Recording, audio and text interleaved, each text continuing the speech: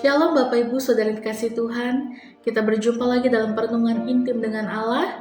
Pada hari ini, hari Kamis tanggal 6 Agustus 2026, kita akan mendengarkan dan merenungkan sebagian daripada firman Tuhan yang bertemakan jangan menipu diri sendiri. Sebelum kita membaca dan merenungkan firman pada hari ini, mari sama-sama kita berdoa terlebih dahulu. Bapak yang baik, terima kasih Tuhan untuk hari ini ya Bapak. Bapak, sebentar kami akan mendengarkan sebagian daripada firman-Mu. Kami mau menerima lawatan-Mu, kami mau membuka hati dan pikiran kami mau duduk dan diam ya Bapak, untuk dapat menerima lawatan-Mu melalui perenungan pada hari ini.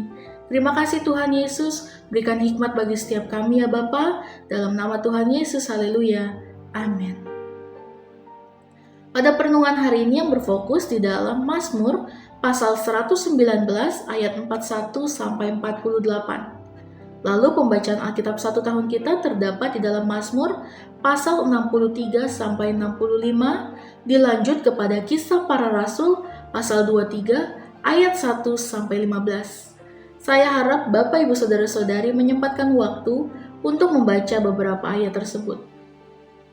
Pada hari ini ayat emasnya yang terambil dalam Yakobus 1 ayat 22, saya akan membacakannya demikian firman Tuhan. Tetapi hendaklah kamu menjadi pelaku firman dan bukan hanya pendengar saja, sebab jika tidak demikian, kamu menipu diri sendiri. Perenungan pada hari ini, kita hidup di zaman yang mahir membangunkan citra diri. Di media sosial, kita menampilkan versi terbaik hidup kita sambil menyembunyikan luka dan dosa. Sayangnya, kebiasaan ini juga masuk ke kehidupan iman. Kita merasa rohani karena rajin beribadah, hafal Alkitab, atau aktif melayani. Padahal hati kita mungkin jauh dari Tuhan. Padahal kekristenan bukan sekedar penampilan atau moralitas, melainkan perubahan hidup oleh Roh Kudus. Kristus mati di salib bukan hanya untuk mengampuni dosa, tetapi juga menghancurkan kepalsuan diri kita agar kita hidup dalam anugerah-Nya. Buah roh bukan aksesoris rohani yang bisa dipasang sendiri, melainkan hasil alami dari hidup yang dipimpin Roh Kudus. Namun pertumbuhan itu terhambat oleh satu penyakit rohani, yaitu menipu diri sendiri. Itulah yang ditegur Yakobus kepada jemaat mula-mula dalam Yakobus 1 ayat 22 yang mengatakan, jadilah pelaku firman dan bukan hanya pendengar saja, sebab jika tidak demikian kamu menipu diri sendiri. Banyak orang merasa sudah benar hanya karena mendengar firman, padahal hidup mereka tetap dikuasai amarah, perkataan yang buruk, dan tidak peduli kepada sesama. Yakobus mengibaratkan firman Tuhan seperti cermin. Firman menyingkapkan keadaan hati kita yang sebenarnya. Menipu diri sendiri terjadi ketika kita melihat kekurangan itu tetapi tidak berubah. Kita mengira bahwa mengetahui firman sudah sama dengan melakukannya.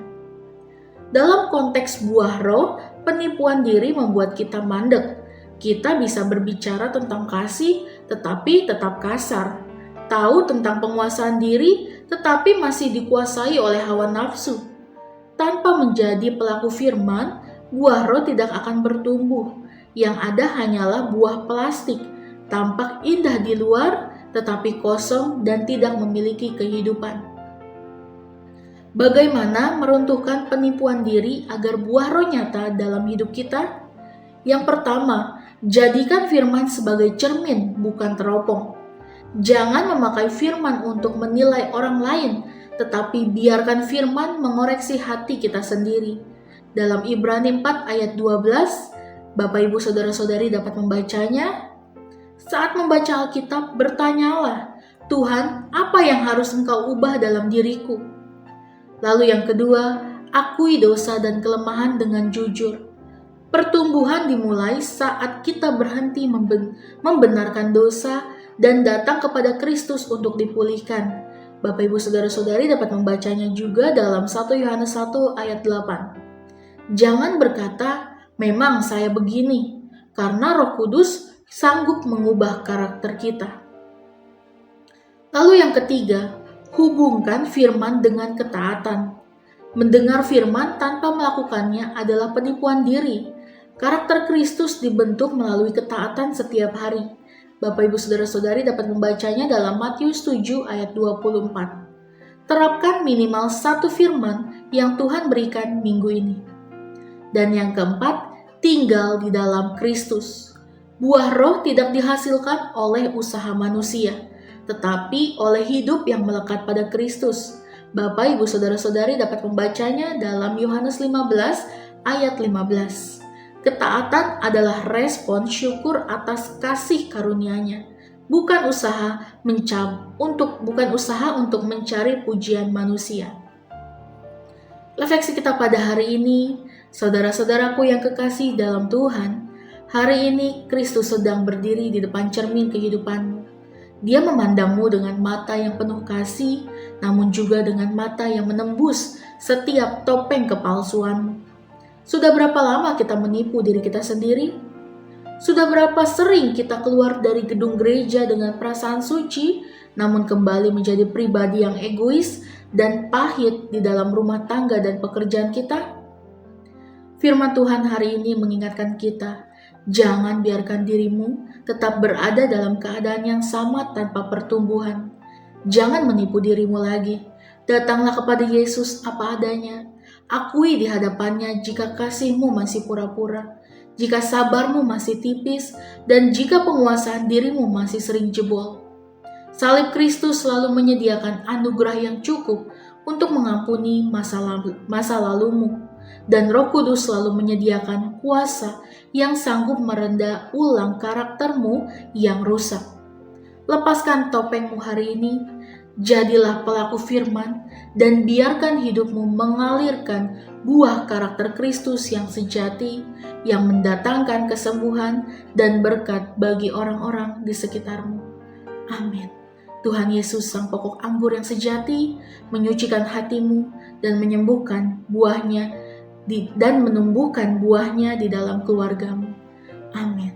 Mari sama-sama kita berdoa. Bapa yang baik, terima kasih Tuhan untuk hari ini ya Bapa, untuk firman-Mu pada hari ini ya Bapa. Bapa, ampuni setiap kesalahan dan pelanggaran kami ya Bapa. Bapa, kami tidak mau menipu diri kami sendiri ya Bapa. Kami mau bersujud di hadapan-Mu, datang ke hadapan-Mu ya Bapa, untuk mengakui segala kesalahan dan pelanggaran kami ya Bapa. Mungkin saat ini kami masih memiliki kasih yang pura-pura, mungkin saat ini kami masih memiliki sabar yang setipis tisu ya Bapa. Bapa, kami mohon ampun di hadapan-Mu. Kami mau merendahkan diri kami di hadapan-Mu. Pulihkan setiap hati kami Bapa, pulihkan setiap kesalahan dan pelanggaran kami ya Bapa. Pulihkan setiap apapun yang kami lakukan ya Bapa. Kami mau hidup seturut dengan kehendak-Mu ya Bapa. Kami mau hidup yang selalu menyerahkan diri di hadapan-Mu. Terima kasih Tuhan Yesus. Terima kasih ya Bapa, firman ini telah mengingatkan kami.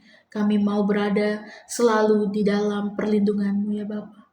Terima kasih Tuhan, biarlah firman ini menjadi rema bagi setiap kami. Kami menyerahkan seluruh hidup kami ke dalam tangan-Mu. Biar kehendak-Mu yang jadi bagi setiap kami ya Bapa, di dalam nama Tuhan Yesus. Haleluya. Amin. Salam sejahtera bagi kita semua. Shalom.